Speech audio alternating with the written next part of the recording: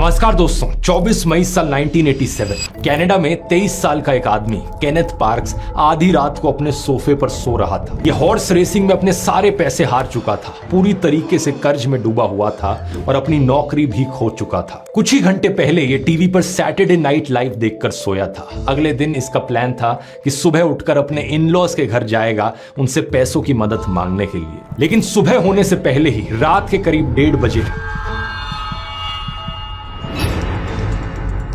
अचानक से यह अपने सोफे से उठकर गाड़ी में बैठ जाता है। बीच रात में ही यह हाईवे पर करीब 22 किलोमीटर ड्राइव करके अपने इन-लॉज के घर पहुंच जाता है। इसके पास घर की एक चाबी भी थी जिससे गेट खोलकर सीधा अंदर घुस गया।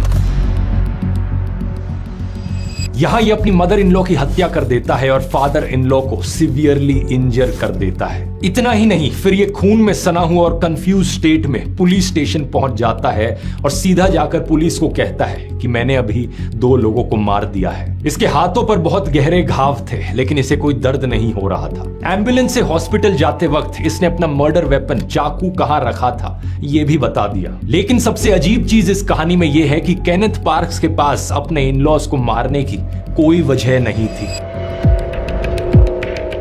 ट्रायल के दौरान इसके वकीलों ने जो कहा वो सुनकर सब शॉक्ड रह गए। उनका कहना था कि केनेथ पार्क्स ने एक क्राइम सोते सोते किया है, वो होश में नहीं था, इसलिए उसे कोई सजा नहीं मिलनी चाहिए क्योंकि केनेथ पार्क्स यहां स्लीप वॉक कर रहा था। क्या केनेथ पार्क्स सही में स्लीप वॉक कर रहा था? क्या किसी के लिए नींद में सोते सोते ये सब करना पॉसिबल भी है? अगर कोई स्लीप वॉकिंग करते हुए ऐसा करता है तो वो उसके लिए रिस्पॉन्सिबल माना जाता है या नहीं? और सबसे बड़ा सवाल दोस्तों, आखिर कुछ लोग नींद में ऐसे बिहेव कैसे करते हैं? क्या है इसके पीछे की साइंस? आइए समझते हैं स्लीप वॉकिंग की मिस्ट्री आज के इस वीडियो में।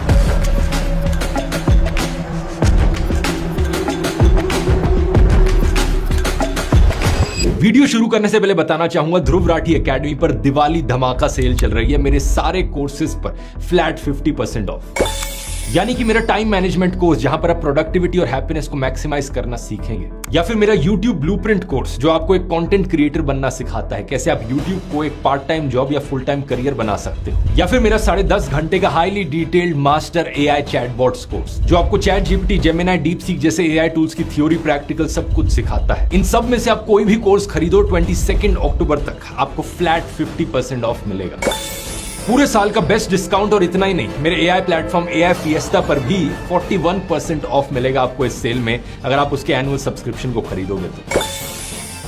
जरूर जाकर चेकआउट करना, इन सब का लिंक नीचे डिस्क्रिप्शन में मिल जाएगा या फिर आप इस QR कोड को भी स्कैन कर सकते हो। और अब अपने टॉपिक पर आते हैं। स्लीप वॉकिंग को मेडिकल टर्म्स में सोमनाम्बुलिज्म कहा जाता है। ये एक प्रकार का स्लीप डिसऑर्डर है जो नॉन रेम स्लीप के दौरान होता है। असल में बात क्या है दोस्तों, इंसानों में नींद को मोटे मोटे तौर पर 2 हिस्सों में डिवाइड किया जाता है। एक होती है रैपिड आई मूवमेंट स्लीप जिसे रेम स्लीप भी कहा जाता है, और दूसरी होती है नॉन रैपिड आई मूवमेंट यानी कि NREM स्लीप। जैसा कि आप इनके नाम से समझ सकते हो, रेम स्लीप में जब हम सोते हैं तब हमारी आईज रैपिडली मूव करती रहती है, आंख बंद होती है लेकिन आई बॉल बड़ी रैपिडली हिलती रहती है। और NREM स्लीप में ऐसा नहीं होता। तो सबसे पहले जब हम सोने जाते हैं रात को, हम NREM स्लीप में एंटर करते हैं। NREM स्लीप की अपने आप में 3 अलग स्टेजेस होती हैं। पहली स्टेज में हमें हल्की हल्की नींद आने लगती है और किसी आवाज या एक्सटर्नल एक्टिविटी पर रिएक्ट करने की एबिलिटी कम हो जाती है। फिर धीरे धीरे ये नींद गहरी होती जाती है और NREM की स्टेज 3 सबसे गहरी नींद होती है। इस स्टेज में किसी सोते हुए इंसान को जगाना काफी मुश्किल होता है, और अगर जगा भी दिया जाए तो वो इंसान कंफ्यूजन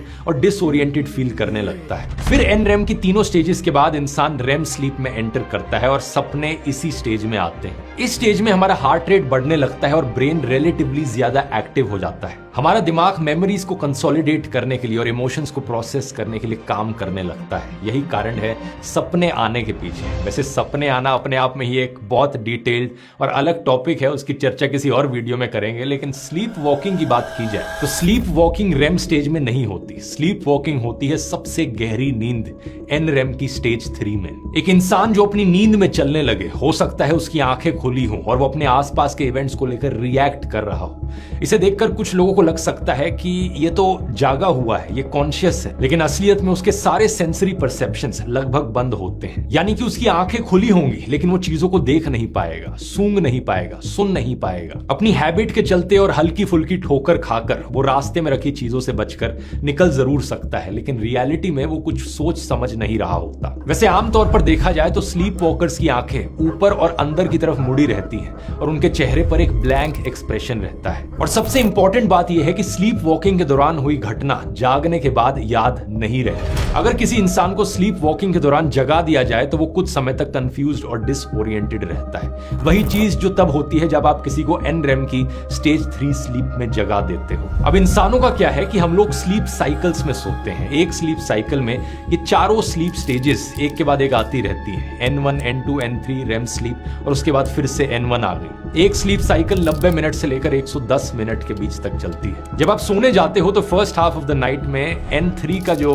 हिस्सा है वो एक स्लीप साइकिल में रिलेटिवली ज्यादा बड़ा होता है, और जैसे जैसे सुबह करीब आती है REM स्लीप साइकिल का हिस्सा बढ़ता रहता है। सुबह उठने के लिए, जागने के लिए सबसे कंफर्टेबल रहता है जब आप N1 के हिस्से में उठो। तो N1 के हिस्से में अगर आपकी नींद खुलेगी तो आप काफी फ्रेश और एनर्जेटिक फील करोगे, लेकिन अगर आप N3 के हिस्से में जागते हो तो आप काफी सोता सोता और ड्राउजी फील करोगे। इसी कारण से आपने अक्सर सोशल मीडिया पर एडवाइस देखा होगा कि अगर आप रात को सोते हो तो या तो 7.5 घंटे सो या 9 घंटे सो, क्योंकि ये स्लीप साइकिल के एंड का टाइम होगा मोस्ट प्रोबेबली। क्योंकि ये कहते वक्त अज्यूम किया जा रहा है कि 1.5 घंटे की स्लीप साइकिल चल रही है, लेकिन असलियत में ये चीज पर्सन टू पर्सन डिपेंड करती है कि आपकी स्लीप साइकिल एग्जैक्टली कितनी लंबी है। आपको खुद देखना पड़ेगा कि कितने घंटे सोने के बाद आप फ्रेश फील करते हो। उसी से ही आप अंदाजा लगा सकते हो कि आप N1 स्लीप में उठते हो या किसी और स्टेज ऑफ स्लीप में उठते हो। स्लीप वॉकिंग पर वापस आए तो स्लीप वॉकिंग के एपिसोड्स कुछ मिनट से लेकर कई घंटे तक के हो सकते हैं। फ्रीक्वेंसी भी अलग अलग रहती है, किसी को महीने में एक बार एपिसोड हो जाता है तो किसी को एक हफ्ते में कई बार। सबसे कमाल की चीज तो यहां पर यह है कि कुछ लोग स्लीप वॉकिंग करते करते क्या क्या कर लेते हैं, जैसे कि ब्रिटिश ऑस्ट्रेलियन आर्टिस्ट ली हैडविन का एग्जांपल देखिए। ये भाई साहब स्लीप वॉकिंग करते करते पेंटिंग कर सकते हैं। मजाक नहीं कर रहा, ये एक सच्ची कहानी है। ये जब 15 साल के थे तभी इन्होंने सोते सोते स्लीप वॉकिंग करते हुए फेमस हॉलीवुड एक्ट्रेसेस की 3 पेंटिंग्स बना दी। और सबसे अजीब बात यह है कि ये होश में रहते रहते पेंटिंग नहीं कर पाते, सिर्फ नींद में ही पेंट कर सकते हैं। Lee is expressing this by creating artwork is just a really nice manifestation of what his more emotional system is doing when it's not inhibited by these frontal areas. इसी तरीके से स्कॉटलैंड में एक case देखा गया Robert would का, जो रात में उठकर खाना बनाने लगते हैं। ये नींद में रहते रहते ही ऑमलेट से लेकर पास्ता जैसी डिशेस को तैयार कर देते हैं, जिसके कारण इन्हें स्लीप वॉकिंग शेफ कहा जाता है। कुछ फेमस इंडियन एग्जांपल्स की बात करें तो क्रिकेटर सचिन तेंदुलकर को भी अपने करियर की शुरुआत में स्लीप वॉकिंग की आदत थी। सौरव गांगुली ने एक इंटरव्यू में बताया था कि 1990s में जब वो इंग्लैंड में रूममेट्स थे तब सचिन रात के 1-1:30 बजे उठकर पहले कमरे में एमलेसली घूमते, फिर चेयर पर बैठ जाते। रूममेट था दोनों इंग्लैंड में, तो एक दिन रात को देखा कि ये बंदा ना चल रहा है रूम में, घूम घूम के चेयर पे बैठता है। जब गांगुली ने सचिन से पूछा कि वो ऐसा क्यों करते हैं तो उन्होंने जवाब दिया कि उन्हें नींद में चलने की आदत है। तो मैंने उसको अगला दिन कहा, यार तू तो डरा रहा है मुझे, तू कर क्या रहा है रात को? हाँ, नहीं मैं रात को चलता हूँ नींद में। तो उसको ये आदत थी रात को नींद में चलना। लेकिन अनफॉर्चुनेट चीज ये है दोस्तों कि स्लीप वॉकिंग में हर कोई इतना क्रिएटिव या कोई इतनी हार्मलेस एक्टिविटी नहीं करता। कई बार लोग वायलेंट हो जाते हैं और क्राइम्स कर देते हैं, जैसा कि कनाडा में केनेथ पार्क्स का केस था। इसके बारे में बात मैं आगे वीडियो में करता हूं, लेकिन पहले जानते हैं कि ये स्लीप वॉकिंग होती ही क्यों है। इंडिया में स्लीप वॉकिंग को लेकर कई सारी अफवाहें फैली हुई है। कोई इन्हें भूत प्रेत से जोड़कर देखता है तो कोई कहता है कि ये पास्ट लाइफ की मेमोरीज है। लेकिन असलियत यही है दोस्तों कि इसका किसी भूत प्रेत, पास्ट लाइफ, स्पिरिट्स किसी से कोई संबंध नहीं है। स्लीप वॉकिंग एक प्योरली न्यूरोलॉजिकल फिनोमेना है। यह होता है ब्रेन की इनकम्प्लीट अवेकनिंग से, यानी कि इंसानी ब्रेन का कुछ हिस्सा सोया हुआ रहता है और कुछ हिस्सा जाग जाता है। अब ऐसा क्यों होता है, इसके पीछे एग्जैक्ट रीजनिंग इतनी क्लियर नहीं है, लेकिन लेटेस्ट साइंटिफिक रिसर्च के मुताबिक जब शरीर गहरी नींद में जाने की तैयारी कर रहा होता है, जब N3 स्लीप स्टेज में जाने की तैयारी हो रही होती है, तभी कुछ ऐसा हो जाता है कि ये ट्रांजिशन अच्छे से नहीं हो पाता। गहरी नींद और जागने के प्रोसेसेस ओवरलैप कर जाते हैं, क्योंकि जब कोई स्लीप वॉक करता है तो उसके दिमाग का वो हिस्सा जो मूवमेंट कंट्रोल कर रहा है वो जाग जाता है, लेकिन कॉन्शियसनेस वाला हिस्सा सोया रहता है। इसी रीजन से मोटर एक्टिविटीज करनी पॉसिबल है स्लीप वॉकिंग करते हुए। लोग चल सकते हैं, बैठ सकते हैं, खड़े हो सकते हैं और यहां तक कि कुछ लोग तो गाड़ियां ड्राइव कर सकते हैं, खाना बना सकते हैं और पेंट भी कर सकते हैं। ये इसलिए पॉसिबल है क्योंकि दिमाग के हायर न्यूरल स्ट्रक्चर्स के इन्वॉल्वमेंट के बिना भी ब्रेन स्टेम और सेरेबेलम जैसे पार्ट्स कॉम्प्लेक्स इमोशनल और मोटर बिहेवियर्स को कंट्रोल कर सकते हैं। हमारे शरीर का ऑटोनोमिक नर्वस सिस्टम आपने स्कूल में पढ़ा होगा, हमारी कॉन्शियस विल के बिना, हमारी मर्जी के बिना सांस लेता रहता है। हार्ट रेट और डाइजेशन जैसे फिजियोलॉजिकल फंक्शंस को कंट्रोल करता रहता है। हमारी बॉडी को इन सभी कामों को करने के लिए सोचने की जरूरत नहीं होती। इसी ऑटोनोमिक नर्वस सिस्टम की दो ब्रांचेस होती हैं। एक सिंपैथेटिक ब्रांच जो फाइट और फ्लाइट रिस्पॉन्स देखती है, यानी किसी खतरे के समय रिस्पॉन्सेस को कंट्रोल करती है, और दूसरी पैरासिम्पैथेटिक ब्रांच जो रेस्ट एंड डाइजेस्ट रिस्पॉन्सेस को कंट्रोल करती है। स्लीप वॉकर्स में इस ऑटोनोमिक नर्वस सिस्टम को लेकर 2021 में एक बड़ी इंटरेस्टिंग डिस्कवरी हुई। इस रिसर्च ने यह पाया कि स्लीप वॉकर्स में N3 स्लीप के दौरान सिंपैथेटिक ब्रांच में कम एक्टिविटी होती है और पैरासिम्पैथेटिक ब्रांच एलिवेटेड रहती है, यानी कि रेस्ट और डाइजेस्ट रिस्पॉन्सेस ज्यादा एक्टिवेट हो जाते हैं और फाइट और फ्लाइट रिस्पॉन्सेस काफी कम हो जाते हैं। ये एक बड़ी हैरान कर देने वाली डिस्कवरी थी, क्योंकि इससे पहले तक माना जाता था कि स्लीप वॉकर्स के डीप स्लीप में रेस्ट एंड डाइजेस्ट रिस्पॉन्सेस कम और फाइट और फ्लाइट रिस्पॉन्सेस ज्यादा होंगे और इसी कारण से वो स्लीप वॉक कर रहे होंगे। लेकिन लेटेस्ट रिसर्च से इसका एग्जैक्ट ऑपोजिट सामने आया।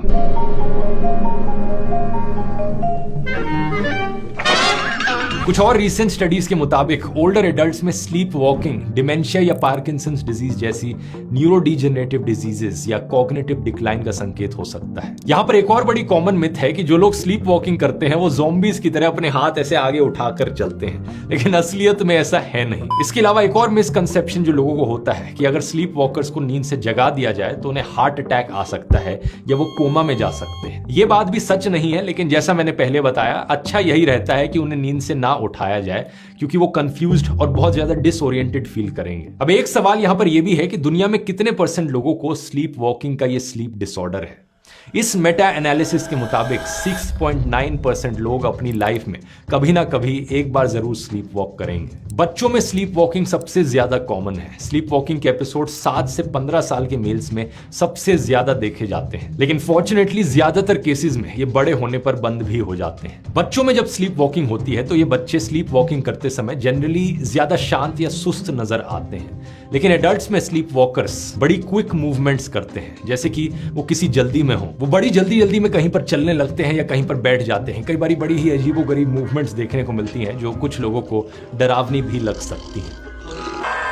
एग्जैक्टली बच्चों और एडल्ट्स में इतना डिफरेंस क्यों देखने को मिलता है, इसका कारण अभी हमें पता नहीं है। साइंटिस्ट इसका रीजन अभी भी ढूंढने की कोशिश कर रहे हैं। अब आपको स्लीप वॉकिंग होगी या नहीं, इसके पीछे जेनेटिक्स एक बहुत बड़ा रोल प्ले करता है। जामा पीडियाट्रिक्स में पब्लिश्ड एक स्टडी के मुताबिक जिन बच्चों के एक पेरेंट की स्लीप वॉकिंग की हिस्ट्री होती है, उनके स्लीप वॉकिंग के 47.4% चांसेस होते हैं। लेकिन अगर दोनों पेरेंट्स की स्लीप वॉकिंग की हिस्ट्री है तो बच्चों में चांसेस बढ़कर 61.5% हो जाते हैं। जबकि ऐसे बच्चे जिनके किसी भी पेरेंट में स्लीप वॉकिंग नहीं देखी गई है, उनमें स्लीप वॉकिंग के चांसेस केवल 22.5% रहते हैं। रिसर्चर्स ने क्रोमोसोम 20q12-13.12 के एक जेनेटिक लोकस को आइडेंटिफाई किया है, जिसका स्लीप वॉकिंग डिसऑर्डर को पेरेंट्स से बच्चों में इनहेरिट करने में एक रोल हो सकता है। लेकिन जेनेटिक्स के अलावा कई और ऐसी चीजें हैं जो ससेप्टेबल लोगों में स्लीप वॉकिंग के एपिसोड्स ट्रिगर कर सकती है, जैसे कि पहला और सबसे बड़ा कारण स्लीप डेप्रिवेशन, नींद की कमी। शरीर को सही तरीके से जागने के लिए सफिशिएंट स्लो वेव स्लीप चाहिए होती है, लेकिन जब नींद ढंग से पूरी नहीं होती तो किसी इंसान के पार्शियल अवेकनिंग और स्लीप वॉकिंग के चांसेस बढ़ जाते हैं। दिमाग अपनी नींद को पूरा करने के लिए लंबे समय तक डीप स्लीप में अटका रहता है और अगली स्टेज में स्मूथ ट्रांजिशन नहीं हो पाता। दूसरा, स्ट्रेस के कारण भी स्लीप वॉकिंग के एपिसोड्स हो सकते हैं। तीसरा, ऑब्स्ट्रक्टिव स्लीप एपनिया एक और इंपॉर्टेंट फैक्टर है। ये एक ब्रीदिंग डिसऑर्डर है जिसमें सोते समय शॉर्ट पीरियड के लिए ब्रीदिंग रुक सकती है। अगर किसी को सीवियर ऑब्स्ट्रक्टिव स्लीप एपनिया है तो उसके स्लीप वॉकिंग के चांसेस और बढ़ जाते हैं। चौथा, सेडेटिव्स, एंटी डिप्रेसेंट्स और एंटी साइकोटिक्स जैसी मेडिकेशंस जो अक्सर हार्ट डिजीजेस और एंजाइटी को ट्रीट करने के लिए दी जाती हैं, ये भी स्लीप वॉकिंग का रिस्क बढ़ा देती हैं। दूसरी तरफ बच्चों में देखा जाए तो फीवर आना या कोई बीमारी होना इसके कॉमन ट्रिगर्स हो सकते हैं। अस्थमा से पीड़ित बच्चों में स्लीप वॉकिंग के ज्यादा केसेस देखने को मिलते हैं। अस्थमा की वजह से नींद पूरी नहीं हो पाती, जिससे बच्चों में स्लीप वॉकिंग ट्रिगर हो जाती है। लेकिन अब दोस्तों अपनी वीडियो की पहली कहानी पर वापस आए तो सवाल यह है कि क्या स्लीप वॉक करते हुए कोई इंसान अगर क्राइम कर दे क्या उसे गुनहगार माना जाएगा? ये पूरी चीज एक बहुत बड़ी लीगल माइनफील्ड है, क्योंकि क्रिमिनल लॉ में दो चीजें इंपॉर्टेंट होती हैं, एक जो क्राइम किया गया है और दूसरा इंटेंट यानी कि गिल्टी माइंड। किसी क्राइम के लिए कॉन्विक्ट किए जाने के लिए किसी व्यक्ति का केवल क्राइम करना जरूरी नहीं होता, बल्कि इंटेंट साबित भी करना होता है कि उस इंसान ने ये क्यों करना चाहा, आखिर क्या कारण था ये क्राइम करने के पीछे। और स्लीप वॉकर्स के केस में बॉडी तो क्राइम कर रही है लेकिन उनका दिमाग इसमें इन्वॉल्व नहीं होता, मतलब क्राइम हुआ है लेकिन इंटेंट नहीं है। केनेथ पार्क्स के केस में भी उसके वकीलों ने यही आर्ग्यूमेंट कोर्ट में प्रेजेंट किया कि क्राइम के लिए केनेथ को जिम्मेदार नहीं ठहराया जा सकता क्योंकि उसने अपनी मर्जी से ये नहीं किया है। उसकी बॉडी ने क्राइम जरूर किया है लेकिन उसका दिमाग दोषी नहीं है। ये चीज मेडिकल एक्सपर्ट्स ने भी टेस्टिफाई करी कि क्राइम के समय केनेथ स्लीप वॉक कर रहा था और इसी कारण से ज्यूरी ने पार्क्स को एक्विट कर दिया, उसे दोषी नहीं ठहराया गया। ये केस पूरी दुनिया में स्लीप वॉकिंग डिफेंस के लिए एक लैंडमार्क केस बन गया। लेकिन इंपॉर्टेंट चीज यहां यह भी है बतानी दोस्तों कि स्लीप वॉकिंग का डिफेंस हर बार सक्सेसफुल नहीं होता, क्योंकि ऐसे तो कोई भी व्यक्ति स्लीप वॉकिंग की हिस्ट्री दिखाकर क्राइम करके कभी भी बच जाएगा। ऐसे केसेस में सब कुछ इस बात पर निर्भर करता है कि जज और ज्यूरी को स्लीप वॉकर की कहानियों पर कितना यकीन होता है। आमतौर पर कोर्ट स्लीप वॉकिंग के डिफेंस को लेकर बड़े स्केप्टिकल रहते हैं, क्योंकि वो जानते हैं काफी सारे क्रिमिनल्स इस बहाने का इस्तेमाल करने की कोशिश करेंगे अपने आप को बचाने के लिए। एक जज ने तो एक बार इसे क्वागमायर ऑफ लॉ, कानून का दलदल तक कह दिया था। इसी कारण से स्लीप वॉकिंग का डिफेंस कोर्ट्स में काफी ज्यादा कंट्रोवर्शियल रहा है। साल 1997 में अमेरिका में स्कॉट फैलेटर नाम के एक आदमी ने घर पर अपनी पत्नी की हत्या कर दी। Yarmila Falater had 44 stab wounds. अपने डिफेंस में उसने कहा कि वो स्लीप वॉकिंग कर रहा था। The defense tried to say that this was not Scott Falater acting consciously, that this was a monster.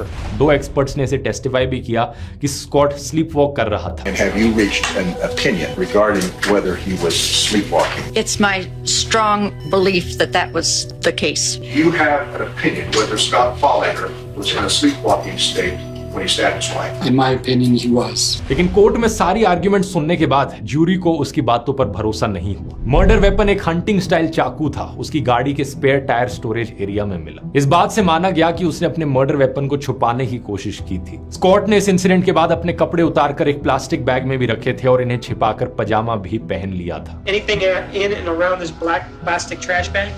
A Tupperware container that had articles of clothing within them that looked odd, and then on a closer examination I noticed that they had blood staining on them also. उसके पड़ोसी Greg ने court को यह भी बताया था कि उसने अपनी पत्नी को पूल में डुबाने से पहले ग्लव्स पहने हुए थे। Greg testifies that he sees Scott putting on gloves as he approaches Yarmila's body.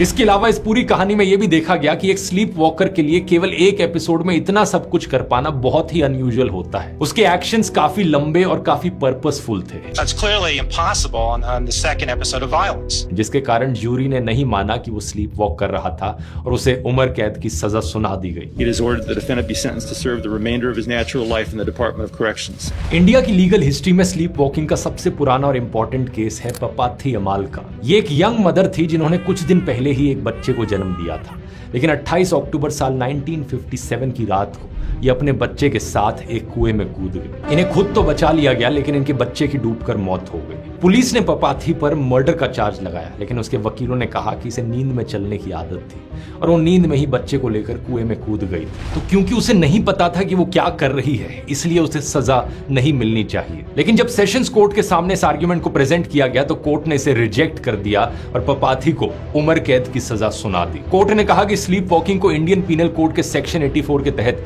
Unsoundness of mind नहीं माना जाता। रिस्पॉन्स में पपाथी के वकीलों ने मद्रास हाई कोर्ट में अपील की, जिसने इनके कन्विक्शन को तो ओवरटर्न नहीं किया क्योंकि इस केस में कोई एक्सपर्ट एग्जामिनेशन नहीं हुआ था, लेकिन उसमें एक रेवोल्यूशनरी डिसीजन जरूर सामने आया। मद्रास हाईकोर्ट ने कहा कि अगर साबित हो जाए कि कोई व्यक्ति सच में स्लीप वॉकिंग कर रहा है तो ये सेक्शन 84 के तहत अनसाउंडनेस ऑफ माइंड माना जाएगा। ये दोस्तों इंडिया की लीगल हिस्ट्री में एक लैंडमार्क केस बन गया, क्योंकि इसके बाद ये एस्टैब्लिश हो गया कि स्लीप वॉकिंग एक वैलिड लीगल डिफेंस हो सकता है। लेकिन यहां पर भी बात वही है कि सब कुछ इसी चीज पर डिपेंड करता है कि जज आपकी बात पर कितना यकीन करता है। अब दूसरों को चोट पहुंचाना तो एक चीज हुई, लेकिन इसके अलावा दोस्तों स्लीप वॉकर्स खुद को भी चोट पहुंचा सकते हैं। स्लीप वॉक करते हुए अक्सर लोग दीवारों से टकरा जाते हैं, किसी फर्नीचर या किसी बड़े ऑब्जेक्ट से टकराकर उन्हें काफी भारी चोट आ सकती है। सबसे बड़ा खतरा होता है सीढ़ियों से या बैल्कनी से नीचे गिरने का, स्पेशली अगर सेफ्टी ग्रिल्स ना लगी हो। जून 2024 को ऐसा ही एक केस मुंबई में हुआ। एक हाई राइज बिल्डिंग के 6th फ्लोर पर रहने वाला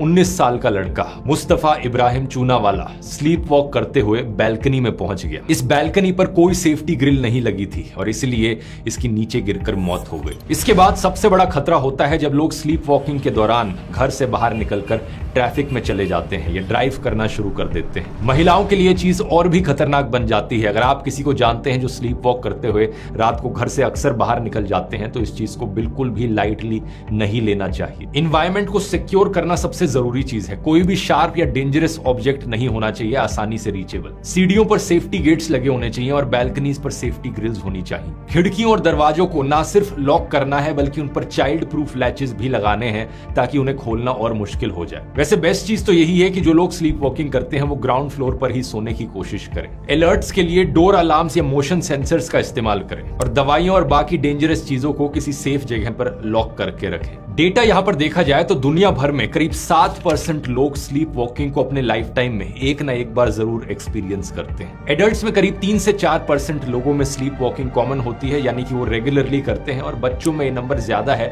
15% तक चले जाता है। यानी कि दुनिया में 15% बच्चे कम से कम एक ना एक बार अपने बचपन में जरूर स्लीप वॉक करते हैं। लेकिन अच्छी खबर यहां पर यह भी है कि ओकेजनल स्लीप वॉकिंग को इतनी बड़ी प्रॉब्लम नहीं होती और ज्यादातर बच्चों में ये प्रॉब्लम बड़े होने के साथ ही चली जाती है। अगर आप एक पेरेंट है और आपने अपने बच्चे को कभी स्लीप वॉक करते हुए देखा है तो सबसे पहला काम यहां पर भी है एनवायरनमेंट को सिक्योर कीजिए। जिस बेडरूम में बच्चा सोता है वहां पर देखिए कि कोई भी शार्प ऑब्जेक्ट्स ना हो, फर्श पर कुछ भी ऐसा ना पड़ा हो जिससे वो ट्रिप करके गिर सके। दरवाजों और खिड़कियों पर हमेशा लॉक लगाइए और अगर बच्चे छोटे हैं तो बिस्तर के साइड में लगाने के लिए इस तरीके की गार्ड रेल्स भी खरीद सकते हैं। ये बड़ा ही सिंपल सा सेफ्टी नेट है जो बिस्तर के तीनों तरफ लगाया जा सकता है, गद्दे के नीचे। ऑनलाइन बहुत सी जगहों पर आपको ये मिल जाएगा। दूसरा, अगर रात में आप अपने बच्चे को स्लीप वॉकिंग करते हुए देखें तो उन्हें जगाने की जरूरत नहीं है, उन्हें आराम से बिस्तर पर वापस ले जाइए और लेटा दीजिए। अगर जरूरत पड़े बोलने की तो बड़ी शांति से काम आवाज में उनके साथ बात कीजिए उन्हें वापस सुलाने के लिए, लेकिन कोशिश यही होनी चाहिए कि उन्हें उठाया ना जाए। तीसरा, अगर आप नोटिस कर रहे हैं कि आपका बच्चा एक सर्टेन टाइम पर ही हर रात को स्लीप वॉकिंग करता है तो फिर इस टाइम से लगभग 15 मिनट पहले बच्चों को जेंटली जगा दीजिए। कुछ बार ऐसा करने से साइकिल ब्रेक हो जाती है। और अगर आप एक एडल्ट हैं जो स्लीप वॉकिंग से सफर करते हैं तो स्लीप वॉकिंग के ट्रिगर वाले रिस्क फैक्टर्स पर फोकस कीजिए। आपको अपने लाइफस्टाइल में चेंजेस लाने होंगे, अपने स्लीप हाइजीन को इंप्रूव करना होगा,